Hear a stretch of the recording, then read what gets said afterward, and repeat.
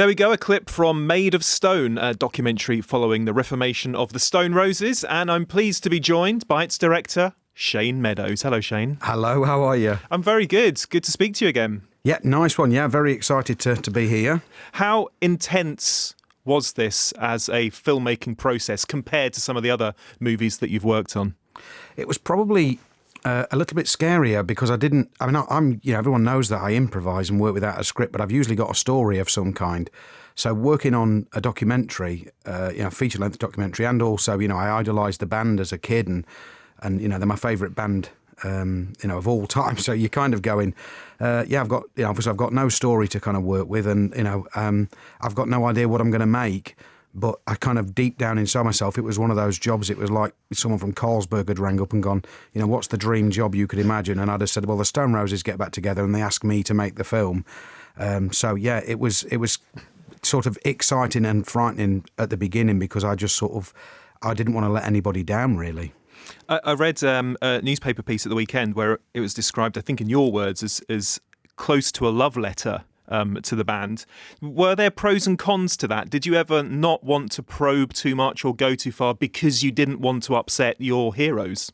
It was never the band. Basically, the only stipulation that they had was that they basically sat down and said, look, we don't know what you want to make or how you want to make it. We've never really had film crews following us round, but we don't want to. We've just got back together. We don't want to, like, the first thing we do to sit down in front of a mixing desk and do interviews drudging up the past, but anything that you get, anything that happens, if we all get into a big scrap, you can film and use whatever you want. It was very open, apart from the fact that obviously they just weren't keen to just sort of sit and start doing those. We've all seen them in a million BBC documentaries, someone in a mixing desk, a guitar in the background, and it was actually my choice when I got to Amsterdam, although obviously I show the incident that became sort of famous on Twitter and all the places where Rennie had gone off stage and Ian come back on, and things got said, and the crowd went a bit mad, and obviously I showed it, but it was my decision not to. I'm not a journalist. I'm a filmmaker. I'm not like a journalist who's going, that's going to help my story. If I stick my camera in the dressing room door now, I probably would have. I wouldn't. I'd never shot anything that I couldn't defend or I thought as a man was the right thing to do. And I just didn't, I wasn't, if you want stuff like that, you watch Celebrity Big Brother or Jeremy Kyle. I wasn't trying to make that movie. That's a very interesting moment, actually, when Rennie walks out of the band at one of their reunion gigs in Amsterdam, because you talk on camera and you can see that you're really saddened by it because, as you said, you're a massive fan and you don't want this to happen. But at the same time, obviously, as a filmmaker, it adds some drama to the story, doesn't it? Yeah, completely. It was, I suppose there was, three key moments where I sort of realised, because, you've got this thing where you're obviously going, I'm not a documentary filmmaker, so I had no tools in the box to feel secure about. And when I shot the stuff at Warrington, that was the first time I thought, I've seen the fans, the band have always been, Ian famously said, every one of our fans, everyone that comes to our concerts is a star. And so, when I shot Warrington and I saw, the relationship between the band and their fans and how it's a two-way relationship, that was one of those really massively important moments. And and then what happened in Amsterdam, I wasn't looking for it. It happened. The band have never tried to get me to not put it in. It was one of those things that happened. And I suppose, cynically, it really helped because it gives the film a natural arc. If I was writing a story, you would have, around that point in the film, you probably would have written something like that. But I never had any control over it other than it happened.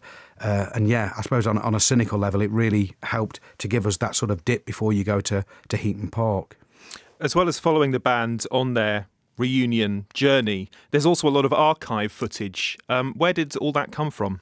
A lot of it came from the band. I mean, there's things in there that I suppose avid fans of the Roses will have seen some pieces, some of the interviews, it was out there in the public domain.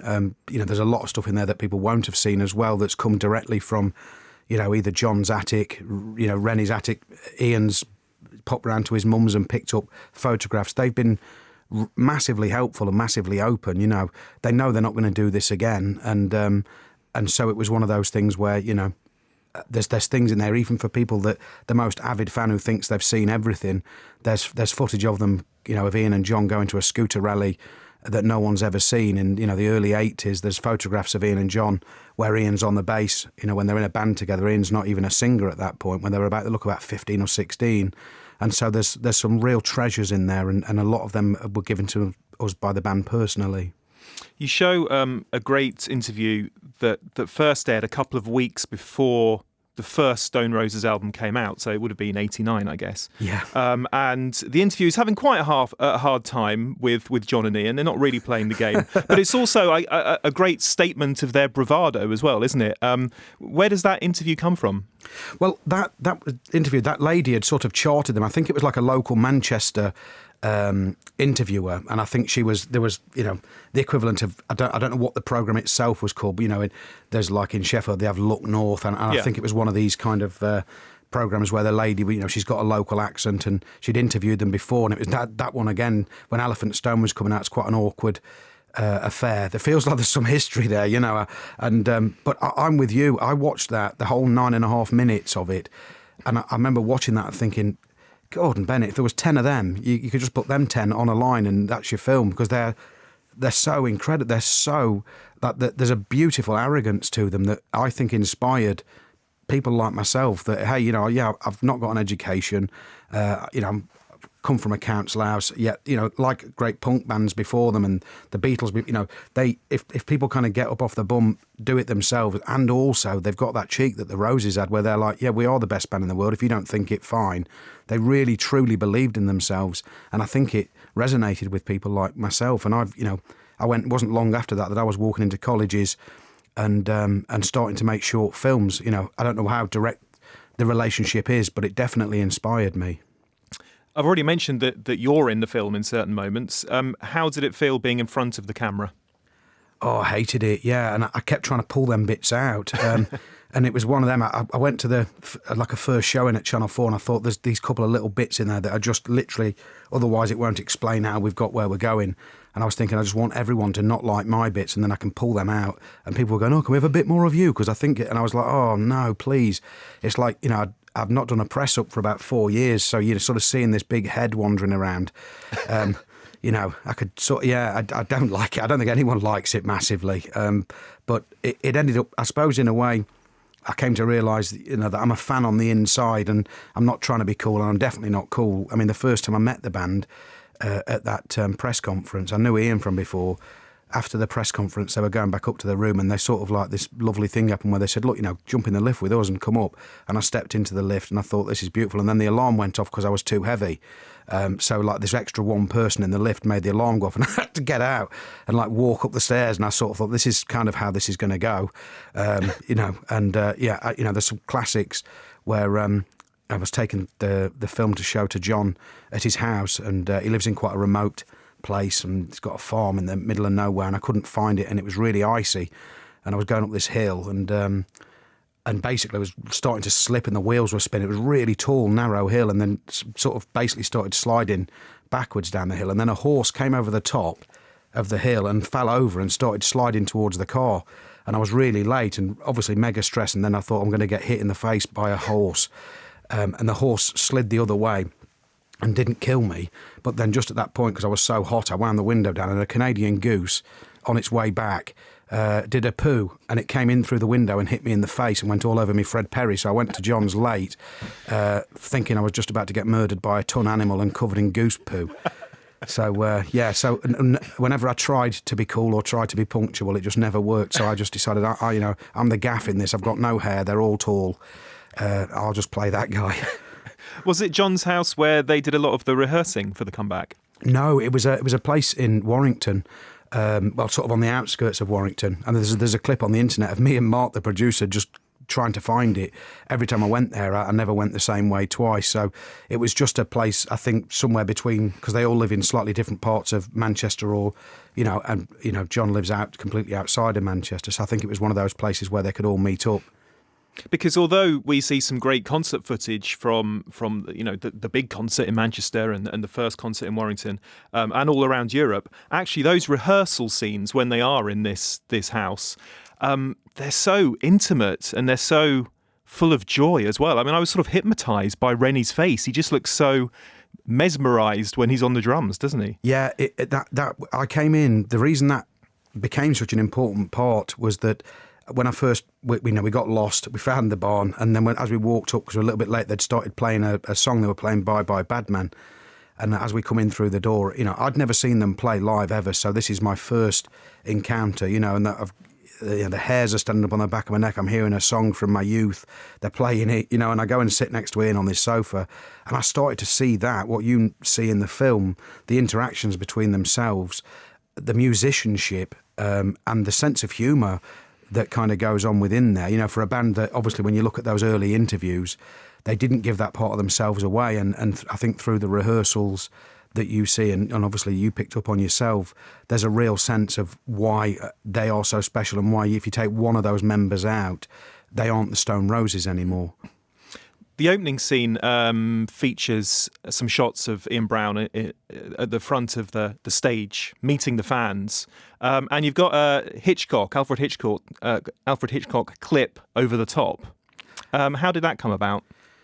Well, what happened was I kind of wanted to set out on the film because I think I was sort of thinking, I wonder if there's going to be an expectation of, Shane Meadows attached, I've made, working class up gritty, look at Dead Man's Shoes and kitchen sink drama, with a sense of humour. I was sort of thinking, I bet people are going to be expecting me to just be rattling around in a Ford Fiesta, with a tiny camcorder, keeping it lo-fi. And I sort of thought to myself, when I saw this astounding clip that I watched this clip of Ian walking the line in slow motion that we'd shot from Heaton Park, and I saw that and I knew instantly that it had to be the beginning of the film. And what I thought at the time was I didn't know the Hitchcock clip at the time, but I was sort of thinking I'd seen these rehearsals, I'd seen the volatility, that obviously from the past, and that how fragile it was, and I kept thinking I want a quote that's really offset, against this, almost like a scientist talking about the volatility of certain chemical equations, that you could take four different chemical formula, put them together in a room and they explode and magic happens. I could never find that perfect quote, but I did come across this quote about creativity from Alfred Hitchcock, which when I put it together with the film suddenly gave a completely different and a depth, I think, to what had gone on in the past. So although the film never really shoves it down your mouth or never really sort of tries to push that envelope, I think it's there within the fabric of what's going on. So the Hitchcock thing was an accident, one of them beautiful accidents that sometimes you get as a filmmaker where you're looking for something completely different, and it never changed. That was one of the first things that we found, and that became the anchor from which everything else, sort of was attached to. Music has obviously always played a big part in your films, and there was a cheeky look at the music scene in your film Le Donk. But have you always wanted to make what I suppose we could call a proper music documentary like this? No, it had never really crossed my mind. I'd done I've got a friend called Gavin Clark who was in Son House and a band called Clay Hill, and now works doing a lot of solo stuff. He's worked with Uncle, and I'd made a 30-minute documentary with Gavin because he was one of my very best friends, and it was a very personal thing. And I always kind of thought if ever I make a full-length documentary, it would maybe be about Gavin, but I'd never, not like Scorsese, I'd never had that desire to do it. It was one of those things that when I got the call from Ian, and all of a sudden I thought, I'm doing that, baby. It's like I was meant to be going on to do quite a large budget film, the biggest thing I'd done to date, and I just put everything on hold and it was like, jobs like this it's never going to come up again. And I stopped everything and did it, and I kind of took a chance on it in a way because I didn't know what I was doing at the beginning. But by the time I kind of got to the end, I'd given it everything and felt happy with what I'd made. We will finish, Shane, with a question from one of our listeners on Facebook, Pete Dancer. He says, will Spike Island and the Stone Roses feature in This Is England 90? They certainly will, yeah. I think this because I famously missed the Spike Island gig, and so Sean, as Sean is me, obviously Sean Fields is kind of me. A lot of my life from that period of time is going to be in This Is England 90. So Spike Island is definitely in there, and the Stone Roses and the other music from that time are going to be the backdrop. Shane, it's been an absolute pleasure. Made of Stone is out on the 5th of June. To be honest, I think it's a movie for music lovers, let alone lovers of the Stone Roses. So I think everybody should go and see it. And it's been a pleasure chatting to you. Thank you very much. Thanks ever so much.